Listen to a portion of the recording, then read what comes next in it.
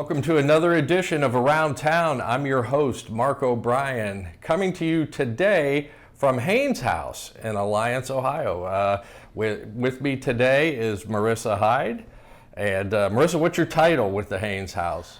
This year I get to be our board's vice president. Okay. So this is my fifth year on the board. I'll take a break in a couple of years, but this year I am the vice president. Is that a part of the Carnation Festival board, or is its own separate entity? It's its own separate entity. So we work under the Alliance Area Preservation Society, and this is the Haines House Underground Railroad Museum. Okay, so tell us a little bit about the history of this place, and then we can sort of take that into where that you'll be doing more tours for Carnation Festival in the time coming up here in Alliance. Sure. So especially during Carnation Festival, we like to kind of highlight some of our more active programming that we have. And it usually, especially programming, we want to hit that sort of 1842 when the final part of this house was done through the industrialization era. And so we are going to do spinning, children's games. I like this one because I'm obviously a child care director. Woodworking, as well as a music program on Friday. Okay, so if folks want to see the house and learn a bit about its history and then also take a tour, they can do that how? So we typically book tours throughout any time that people want to. And once a month we do open weekends. It varies depending, because we pair with Glamorgan Castle and Mabel Hartsell House to have those open weekend tours. And it's usually 1 to 4 on the weekends. Okay. Do they just call to schedule, or do they have to do that online, or how does that work? Our website also has the information to schedule a tour. Okay.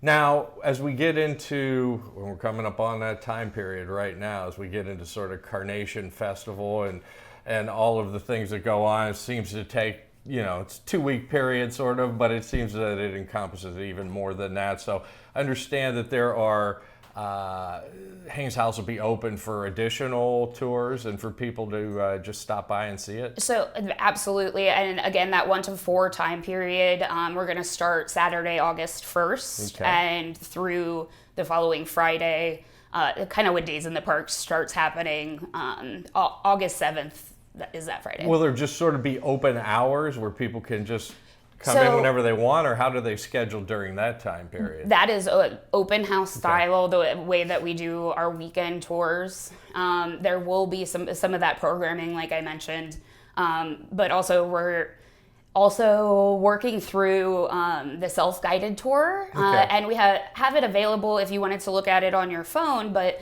I really like the brochures too, and especially during those busy Carnation Festival times, it's nice to have something to look at and guide you through. So it's something you can do on your own, like it's a self-guided. Well, or we like it when you bring friends and family with you. A lot of times people bring relatives from out of town to kind of show those pieces of Alliance history. The house itself looks very original and authentic. This is actually the first time I've been here. Oh, welcome. Yeah, I should have been here long before now, growing up in the area, but this is the first time. Have there been things that have been changed or remodeled over the years? Oh, absolutely.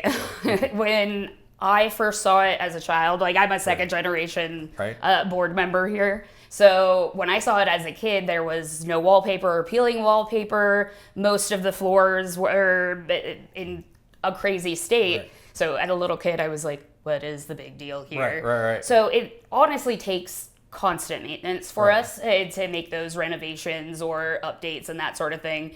The most recent being this floor that has, I want to say it was last summer that we finished it, where there was a dip in the floor. And at one point, a giant hole to inspect what was wrong with it, and then the replacing of the floor. Well, now updates and renovations, and anyone who's ever owned a home knows that those cost money, a lot of money. And I understand that there is a sort of a capital improvement project kicking off.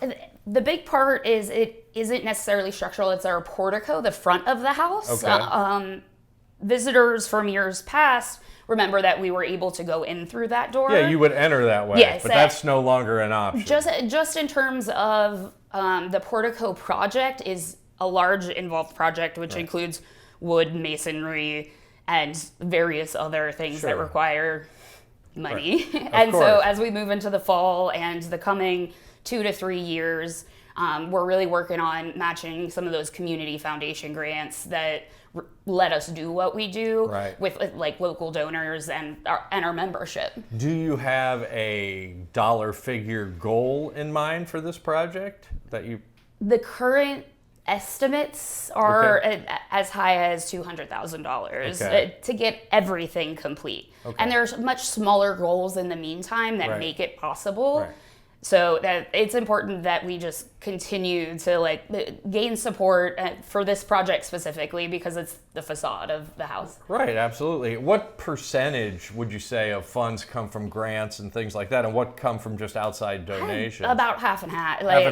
In that, because we were very lucky with Greater Alliance Foundation, the Star Community Foundation, who are really working with the community overall to make that happen. So that's always our big shout outs to them too. So if people are watching and they want to make a donation or contribute to this fundraising effort, they can do that at any time, or is there a particular place that they should reach out? But also coming to open house tours and that sort of thing supports us and it keeps our momentum going. And we've had lots and lots of visitors and it continues to grow every year. So is the best way to donate through the Greater Alliance Foundation?